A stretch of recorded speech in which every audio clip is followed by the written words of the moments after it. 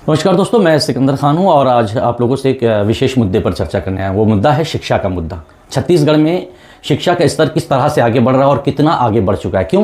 क्योंकि प्रदेश के मुखिया के पास ही शिक्षा विभाग है। आज मैं आप लोगों से बलरामपुर जिले की रूपपुर स्कूल की बात कर रहा हूँ। यहाँ पर एक शिक्षक जो है बिल्कुल हाईटेक तरीके से तैयार होकर के बाकायदा स्कूल पहुँचा है।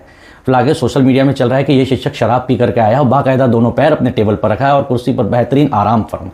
अगर इस तरह से आराम फरमाएगा तो प्रदेश के मुखिया शिक्षा विभाग अपने पास रख करके किस तरह से बच्चों को शिक्षा मिलेगा और बच्चे किस तरह से देश का नाम रोशन करेंगे। क्योंकि ये तो देश की भविष्य है और देश का भविष्य जब इन जैसे लोगों के हाथों में रहेगा तो फिर शिक्षा के स्तर आप खुद ही सोच सकते हैं। छत्तीसगढ़ में अक्सर ऐसे मुद्दे आते हैं। शराब पी करके कोई टीचर स्कूल जाता है, शराब पी करके कोई टीचर बच्चों की पिटाई करता है, शराब पी करके कहीं ना कहीं स्कूलों में लगातार इस तरह की तस्वीरें, इस तरह की शिकायतें आ रही है। क्या सरकार को अभी इस और ध्यान नहीं देना चाहिए? क्या प्रदेश के मुखिया को नहीं लगता है कि शिक्षा विभाग उनके पास है तो कुछ बेहतर कर सके, कुछ नई तकनीक अपना सके, या फिर बच्चों के भविष्य को लेकर के इस तरह के टीचरों को तो बाहर का रास्ता ही दिखा देना चाहिए।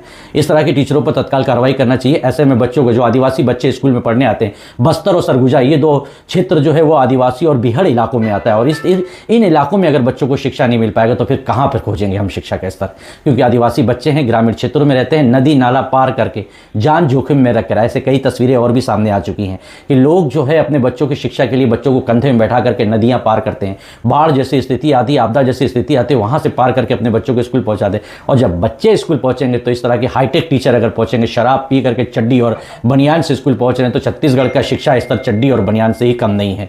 तो फैसला आपको करना है और हमारे मुख्यमंत्री विष्णुदेव साय को करना है कि इस तरह के स्कूलों में किस तरह से सुधार किया जाए और इन तरह के टीचरों पर कब कार्रवाई होगी और किस तरह की कार्रवाई होगी।